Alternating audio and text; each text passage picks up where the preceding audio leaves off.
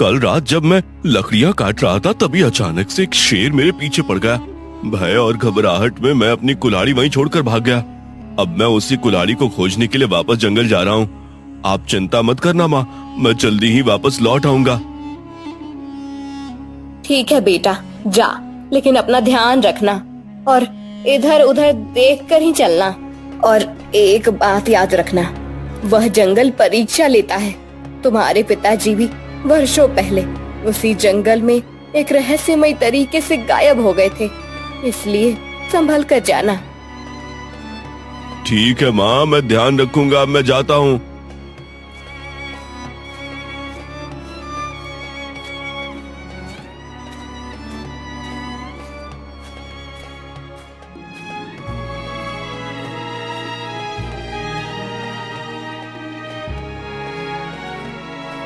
अरे कहाँ गई मेरी कुल्हाड़ी? मैंने भागते समय तो यहीं फेंकी थी, कहाँ गई आखिर? फिर अमन जंगल के अंदर तक चला जाता है और एक भयानक दृश्य देखकर डर जाता है। अमन के पैर वहीं थम जाते हैं क्योंकि उसने जो दृश्य देखा वो बहुत ही भयावह था। उसकी कुल्हाड़ी से राजकुमारी की मृत्यु हो गई थी। अमन राजकुमारी को मृत देखकर घबरा जाता है। हे भगवान, मुझसे ये क्या अनर्थ हो गया और कैसे हो गया? राजकुमारी जी मर गईं, वो भी मेरी कुल्हाड़ी से। हे भगवान, मुझे बचा लेना। यदि किसी को पता चला तो मेरा क्या होगा?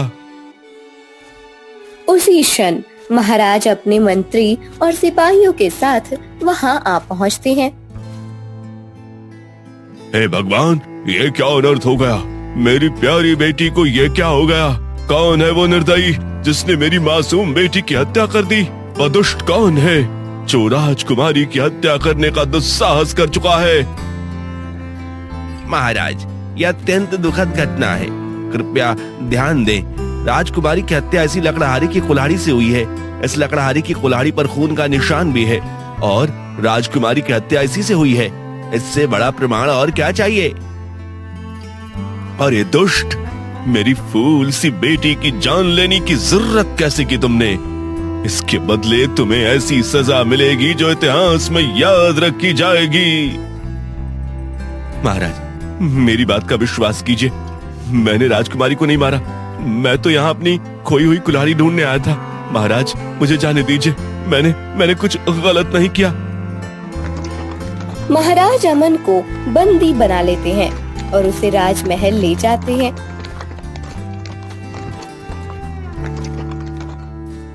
यह खबर जंगल की आग की तरह पूरे गांव में फैल जाती है। चौपालों पर लोग इकट्ठा होकर कानाफूसी करने लगते हैं। अरे सुना है तुमने? राजकुमारी की हत्या के आरोप में अमन को बंदी बना लिया गया, लेकिन अमन ऐसा नहीं कर सकता। हाँ, मैंने भी सुना है, पर उसकी कुल्हाड़ी तो वही थी और उस पर खून भी लगे हुए थे। आखिर सच्चाई क्या है वो तो हम लोग नहीं जानते, लेकिन महाराज ने उसे सख्त सजा देने का आदेश दिया है। ये बात जैसे ही अमन की माँ के कानों तक पहुँचती है, उसके पैरों तले जमीन खिसक जाती है। उसकी आंखों में आंसू उमड़ पड़ते हैं। वह तुरंत ही अपने बेटे की बेगुनाही साबित करने के लिए राजमहल की ओर दौड़ पड़ती है।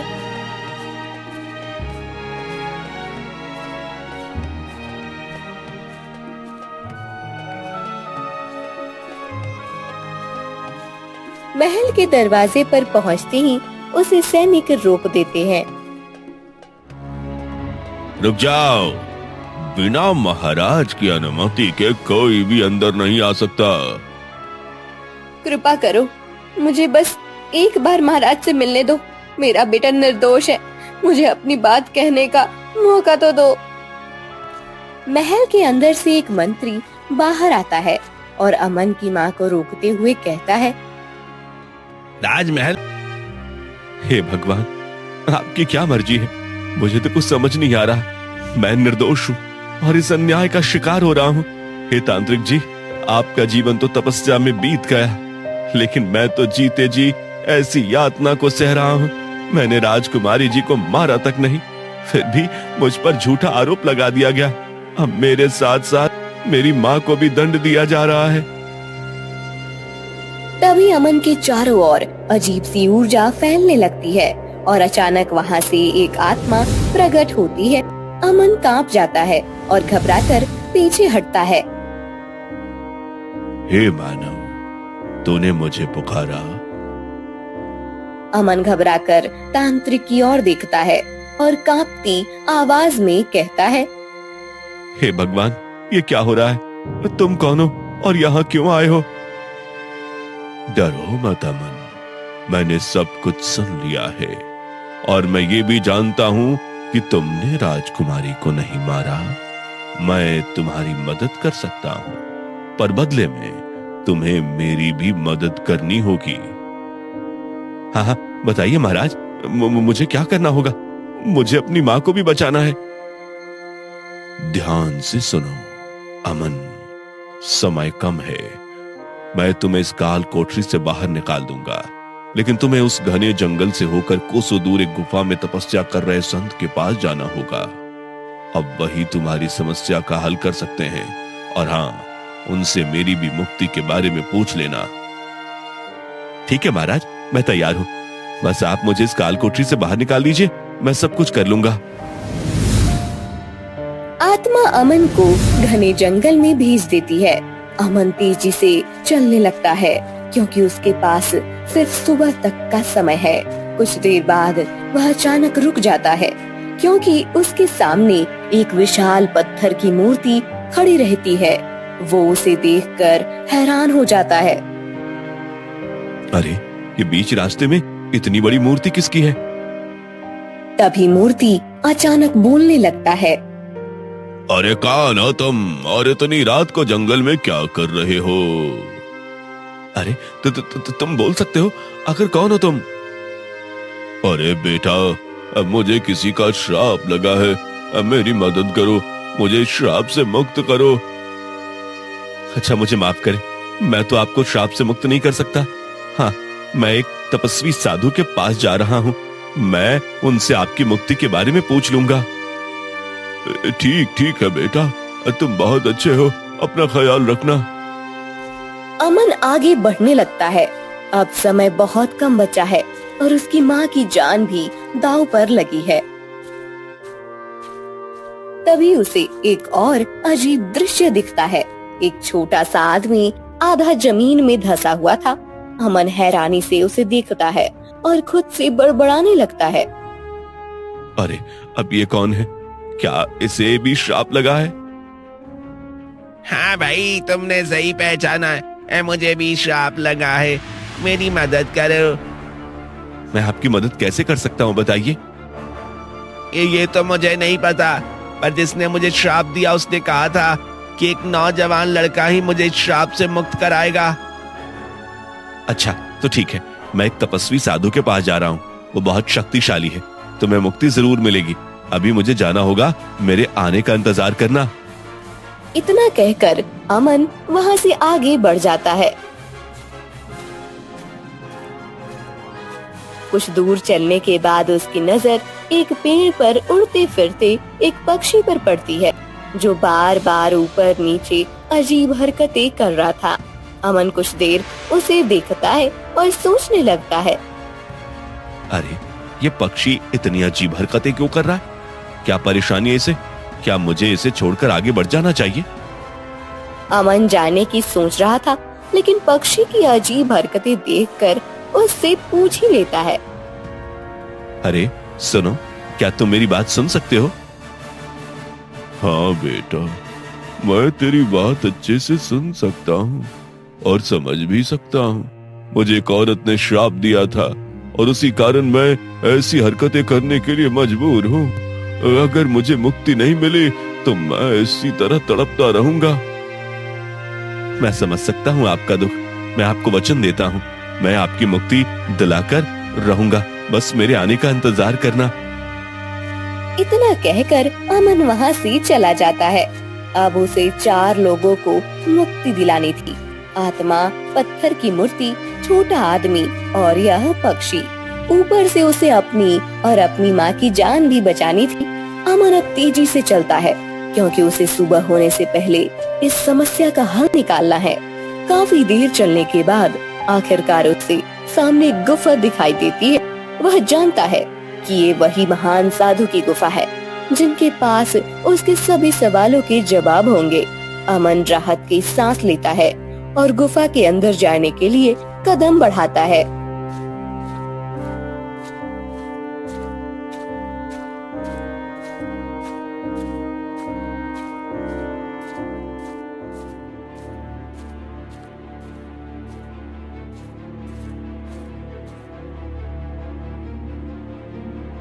शांति रखो अमन, सब ठीक हो जाएगा। मैं तुम्हारी सारी समस्याओं को खत्म कर दूंगा। ना तुम्हारी जान जाएगी, ना तुम्हारी माँ की, लेकिन तुम्हें मेरे बताए अनुसार कार्य करना होगा। जी महाराज, आप जैसा कहेंगे वैसा मैं करूंगा। साधु अमन को एक विशेष अनुष्ठान और उपाय बताते हैं। इसके बाद अमन तुरंत वहाँ से निकल पड़ता है क्योंकि उसे समय रहते चारों प्राणियों को मुक्ति दिलानी है और अपनी माँ को भी बचाना है। सबसे पहले वह उस पक्षी के पास पहुँचता है जो पेड़ के ऊपर चक्कर काट रहा था। बेटा अमन, क्या तुम्हें मेरी मुक्ति का मार्ग मिला? हाँ, आप चिंता मत कीजिए, मुझे पता लग गया है कि आपको कैसे मुक्ति मिलेगी। जिस पेड़ के ऊपर आप उड़ रहे हैं उसके नीचे कुछ हड्डियां दफन हैं, बस उन्हें निकाल कर जलाना होगा और आप मुक्त हो जाओगे।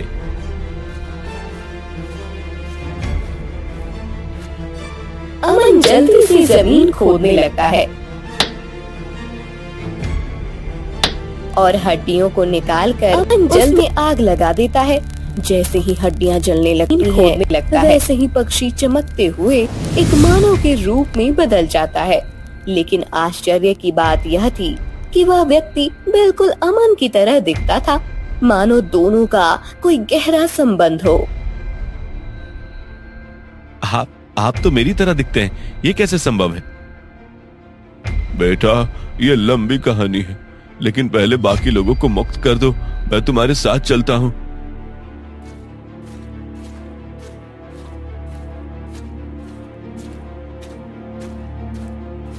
अमन अब उस छोटे धड़ वाले मनुष्य के पास पहुंचता है।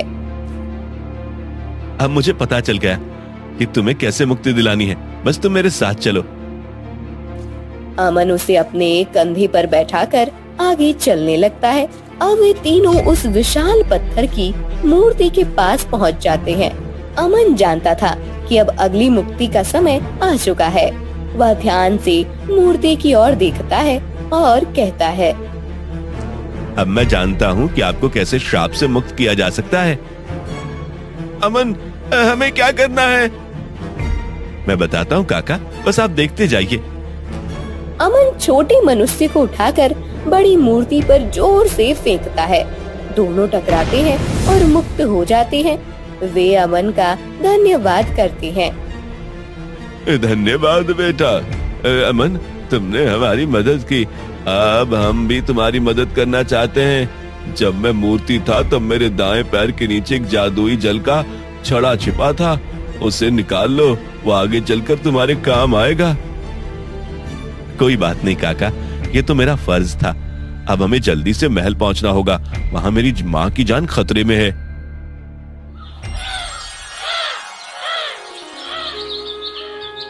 राज्य में राजकुमारी के अंतिम संस्कार की तैयारियां चल रही हैं। अमन की मां को एक पेड़ से बांध दिया गया है।